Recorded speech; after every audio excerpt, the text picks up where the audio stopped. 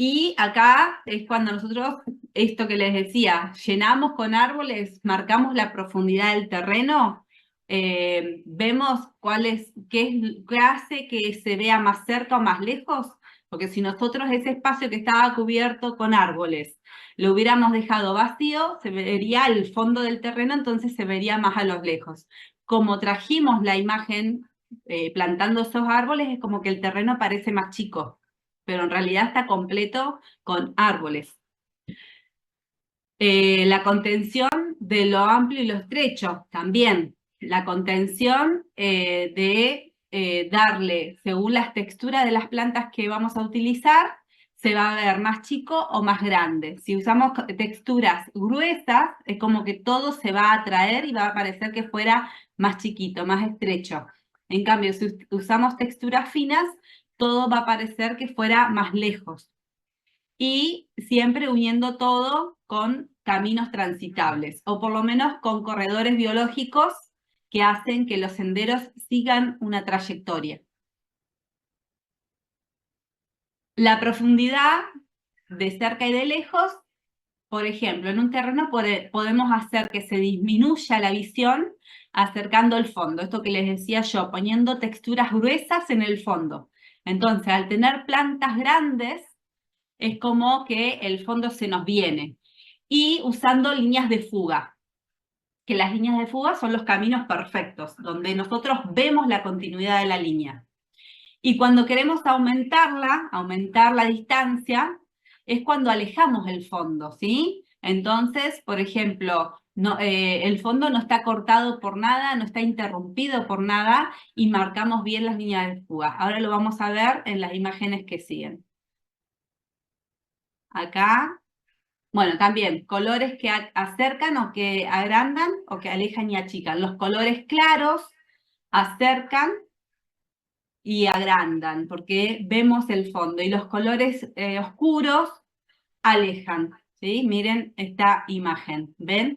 Acá tenemos, para alejar el fondo lo oscurecemos y para acercar el fondo, en la imagen de la derecha, le damos iluminación. Entonces vemos que hay allá en el fondo. Estas son dos imágenes de fuga, dos caminos que van, pero uno pareciera que estuviera, o sea, que es más cerca porque está más claro, ¿sí? Acá también tenemos caminos de fuga, líneas de fuga. Uno totalmente que se va y el otro está interrumpido, entonces no se nota que es tan largo, pareciera que fuera más cerca.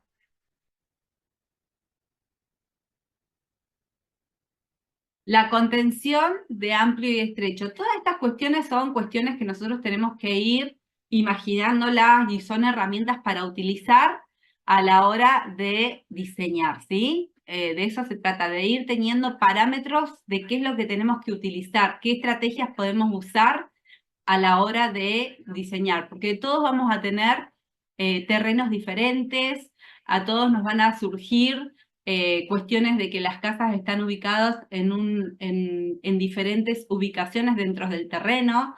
Entonces, con estas estrategias nos podemos ir dando idea de cómo hacer los diseños de la mejor manera posible.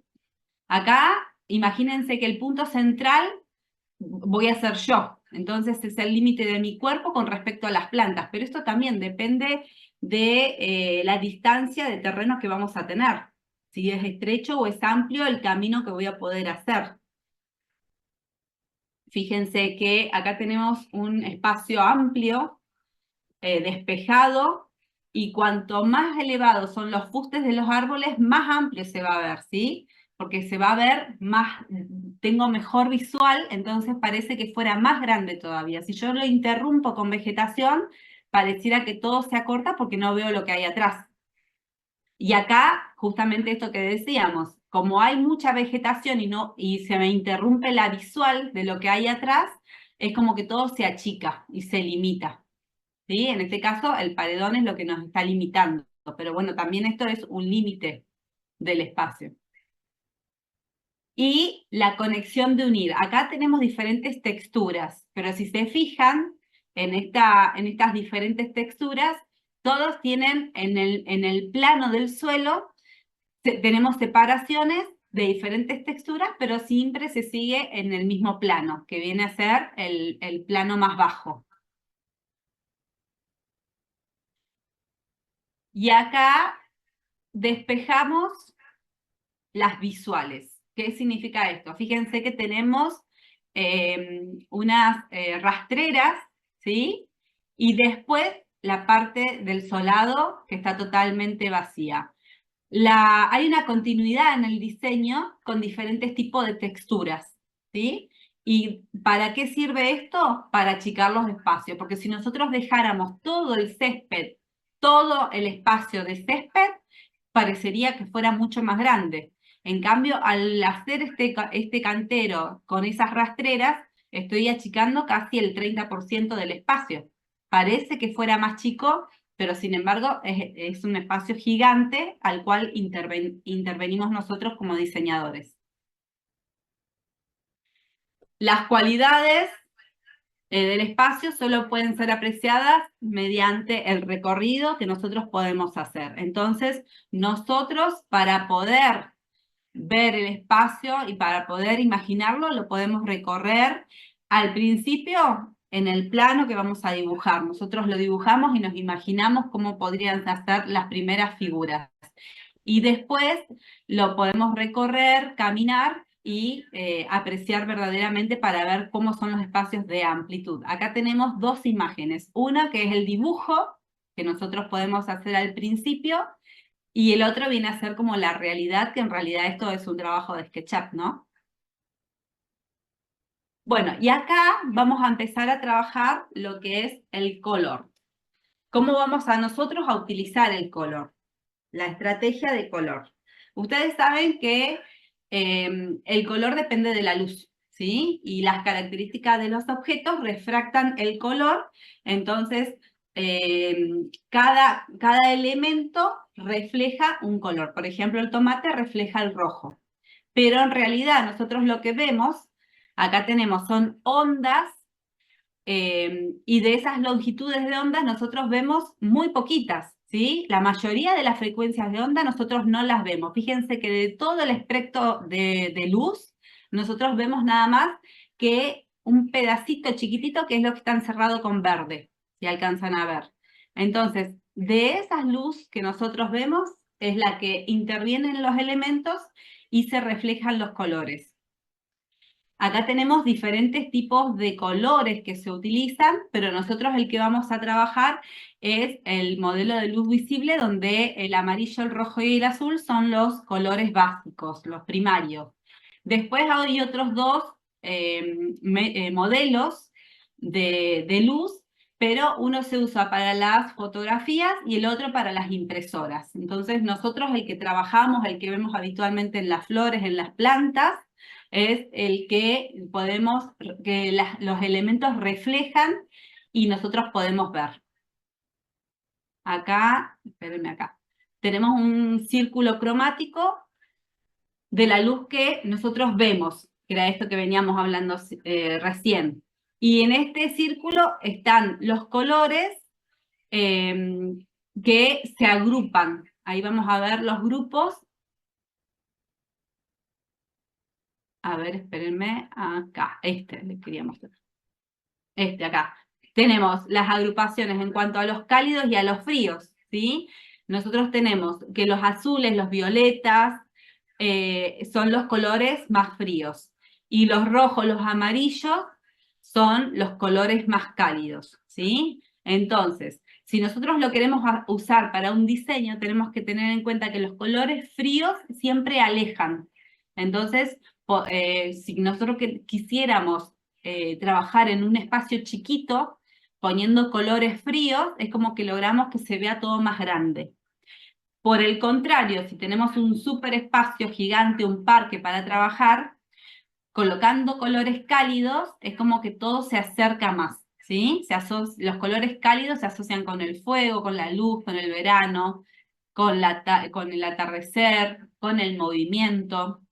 Y los colores fríos son los que se asocian con la sombra, con el agua, con el invierno y con la calma también. Los colores en la naturaleza, ¿sí? Siempre hay un contraste, pero por supuesto el que predomina es el verde, pero el verde nunca está solo. El predominante siempre es el verde porque nosotros trabajamos con plantas, con vegetación.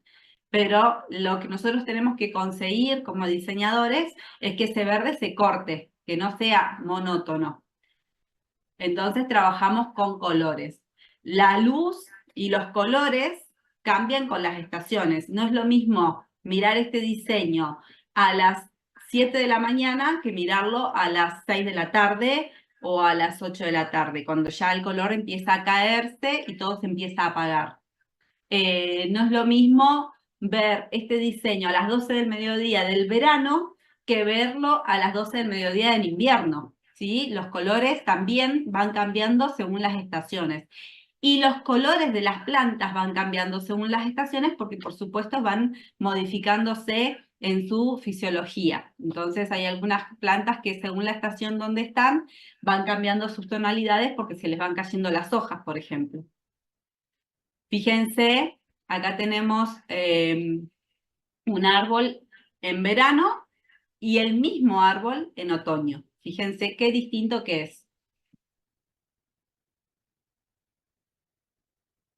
Acá tenemos una paleta cromática muy usada, con muchos colores, con muchos matices, que eso también va a ser una intervención nuestra, porque nosotros podemos usar este tipo de paletas donde nos gusta combinar colores, donde nos gusta mezclar flores y hacer, como está acá, todo mezclado. Y hay gente que le gustará en sus diseños poner puntos focales. Entonces ponen una esquina al rojo, en otra esquina al amarillo, en otra esquina al violeta y hace composiciones focales. Y hay gente, acá por ejemplo, fíjense que esta paleta de colores simplemente estamos usando los violetas y los blancos. Entonces logramos que todo se neutralice más. Se neutraliza con el cielo, se neutraliza con el agua que tenemos en el fondo, como que todo está más ligado, ¿sí? Entonces podemos, eso también es una decisión nuestra como diseñadores, si vamos a utilizar dos tonos de flores o muchos tonos de flores acá en diseños más, con colores más fuertes. Generalmente pasa que cuando nosotros utilizamos este tipo de composiciones, al haber muchos colores fuertes, todos se pierden o ninguno, todos compiten entre sí, esa es la palabra correcta. Al haber tanta competencia, es como que nada se puede apreciar, ¿sí? Hay gente que le gusta este tipo de diseño y está perfecto, y hay otra gente que prefiere este tipo de composiciones donde acá sí se pueden apreciar y distinguirse el color azul de los agapantos con las margaritas blancas. Entonces hay una diferencia y una unificación, ¿sí? Eso va a ser a gusto del diseñador, que en este caso son ustedes. Acá hay otra paleta donde se utilizan también dos colores, pero de colores que se acompañan en el círculo cromático. Fíjense que está el rosa, el blanco, el bordeaux, son todos colores que se acompañarían. En cambio, el azul y el blanco como que se contrastan, ¿sí? Hay contraste y acá como que se acompañan. Son todos más, se neutralizan entre ellos mismos.